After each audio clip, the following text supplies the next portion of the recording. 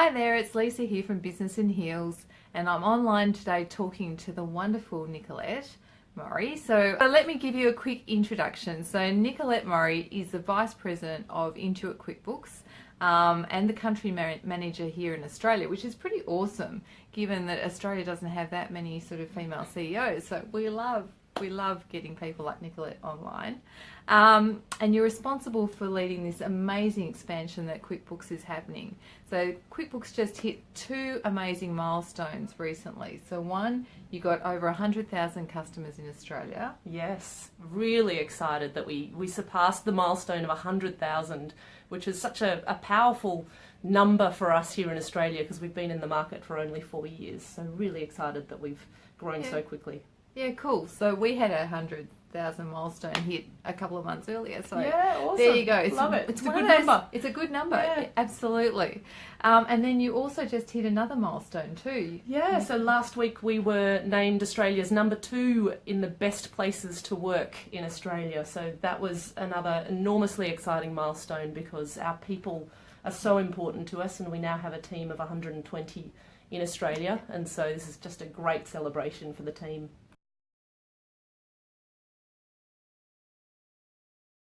So, even way back before chemistry, I literally grew up in a small business. My dad was a French chef, and so for the first 20 years of my life, we had a French restaurant in Lane Cove. And so I lived and breathed French food, French culture, and small business.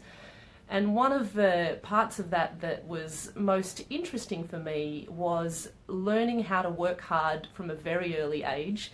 My first job was washing dishes in the restaurant every night, and I think I gained a grand total of about $5 an hour for that job. But then I progressed into waiting tables, drying glasses, serving customers at front of house. So I loved the lessons of working hard and learning how to serve customers in the best possible way. Having said that, running a small business was really hard, and so having observed my parents and the challenges that they faced there, I decided I wanted to go down a slightly different path. And I was passionate about science and innovation, and so my first degree was in chemical engineering and industrial chemistry. And so I spent a bit of time working in the industry in Australia and discovered there wasn't at the time as much innovation and creativity as I had craved. So I ended up moving into the management consulting space, and that was a great way to shift careers, but also to learn about business and big business and strategy, and to meet really diverse people. So that's where I acquired a passion for problem solving and for strategic thinking and for stakeholder engagement. And the one thing though that was missing from there was that pragmatism and the tangible aspect of engineering, where you make a product, you can see what you've made, you can engage with customers. And so that led to moving back into the industry world and into technology this time. So I spent several years at eBay working across different roles of the organisation there. And that was really where I found my happy place of this intersection of technology, of small business, and of industries undergoing disruption. And so where I am now at Intuit is a similar space of our entire mission is around powering the prosperity for small businesses around the world. We're in an industry that is undergoing massive disruption in the move from desktop products to cloud products, and technology is driving all of that. So it's a really exciting place to be right now.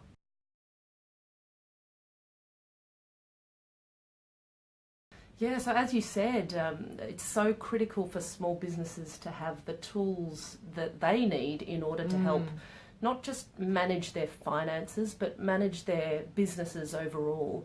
And fortunately, I don't have to make up what I think QuickBooks does for small businesses, because we have small businesses who tell us every day what QuickBooks is doing for them. And I can categorise that in a few different ways. The first impact that QuickBooks has on small businesses is, the way I describe it, is no work. So it reduces the amount of work that a small business has to do in order to manage their day-to-day finances. We agree. And I remember when my dad was running a business, I used to see him in the darkness between lunch and dinner times as he'd sit at his computer and really struggle to figure out his business finances sitting at that computer. And so what QuickBooks does is it integrates with other products and systems that small businesses use. It brings in data so that they don't need to be keying in numbers all the time. And it creates insights from that data, so it enables them to understand how their business is going. The second major impact is more money. Yeah. So our small business customers tell us that they can get paid 2 times faster when they invoice using QuickBooks. And that's a massive impact that for small businesses for whom often the failures are because of cash flow. Yeah. And so this is a great way to ensure that they're being paid and they're being paid faster. And then the third, which is really important, particularly for female business owners, is around delivering more confidence. Yeah. So helping them know that they're doing the right thing with their business, that they're compliant, but also that they have insights that enable them to understand how to grow their business and how to get the advice that they need. Yeah, look, I think confidence is probably one of the biggest issues for business women today, you know, and then you know whether your business is financially viable or not. I think the fact that, you know, on the front screen of QuickBooks you've got that snapshot. Yeah. It's amazing. Yeah, and I often hear, when I talk to small businesses and say, what's your biggest fear? They say, my biggest fear is that I don't know where I stand. Yeah. And I'm not sure if I have a good business or if I have a struggling business. And that's such a critical component of helping free up their time from worrying about that day-to-day stuff to thinking creatively about how they acquire new business or how they build their strategy going forward. So it's a really important way to help free them from those day-to-day concerns. Exactly.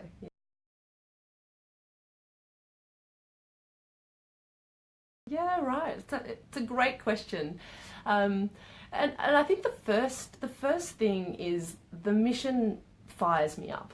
So if I think about the impact that we can have when we talk about powering prosperity for Australia's small businesses, it fires me up to know that what we're focusing on is helping the whole of a small business be successful, not just helping them make their next payroll or have more customers, but really thinking about what prosperity means to a small business and how we can help enable that.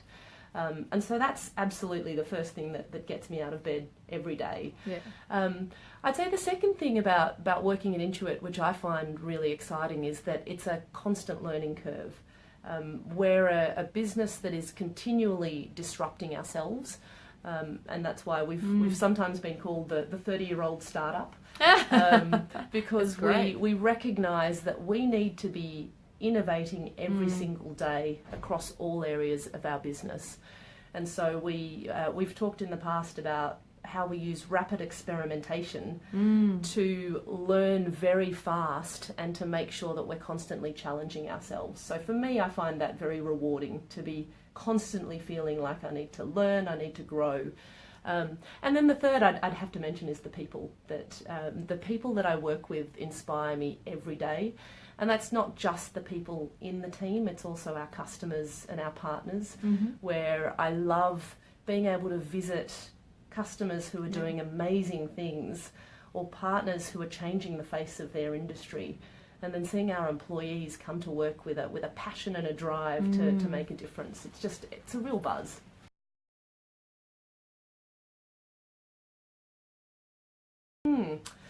This is a tough one, isn't it? It's always tough to think about what's been luck versus what's been part of what we've done to have the success that we've had.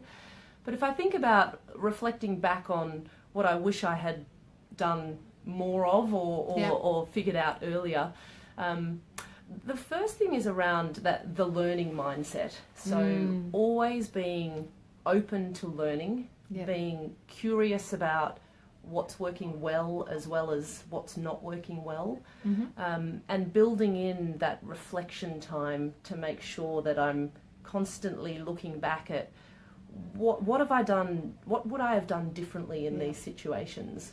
And this was particularly relevant in starting the Intuit business here in Australia, in that when I first came on board 3.5 years ago, we were 12 people. And then we're now 120 people. So there were a few times across that growth that I realised I should have paused. I should have reflected on, hey, when we go from 12 to 35 people, or from 35 to 75 people, what do we need to do differently in terms of the culture we create, the way we allow collaboration between teams, the modes of communication? And so just that aspect of building in time proactively to reflect both on personal learning and development, and also on for the role that you're doing or the business that you're running, what does that business need in order to be successful in its next phase of growth.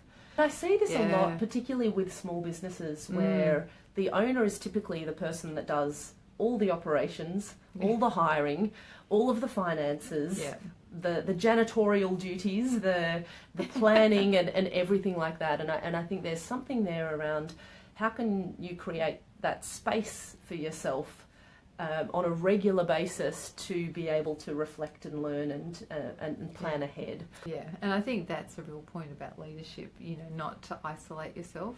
I think a lot of people tend to feel leadership can be a really lonely position, and so making sure you're surrounded by people that challenge you in lots of different ways, that's great.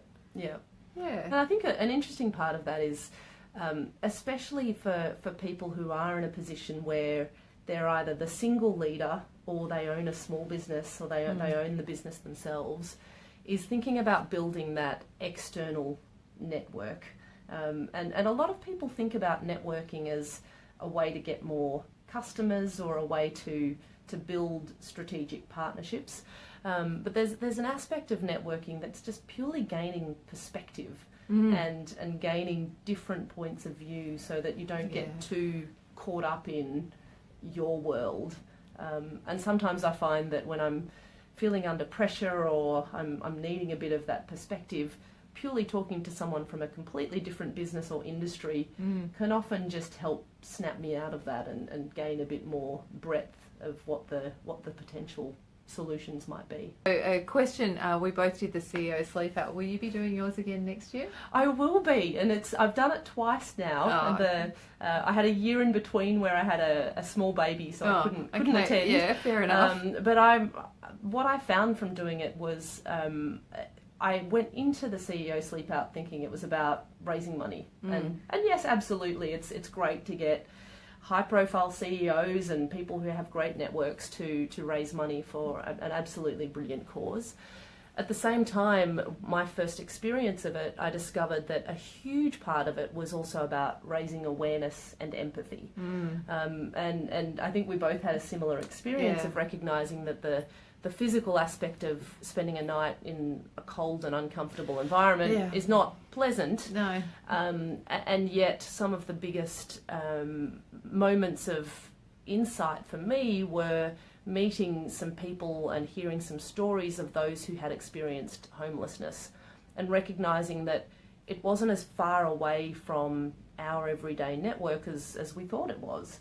And so just that aspect of raising awareness of homelessness is something that can happen to anyone, and also the awareness of the emotional isolation that people feel. And so I think for me it was a big call to action was, hey, when I see people who are homeless now, rather than feeling bad and feeling I need to donate to a cause to help them, I love that I can, even just by saying hello and acknowledging them, it just creates that aspect of, hey, I matter, and someone cares about me. To wrap up, it's been great to have you on, Nicolette Murray from QuickBooks Intuit, and we'll see you again soon. Thank you. Thanks, everyone.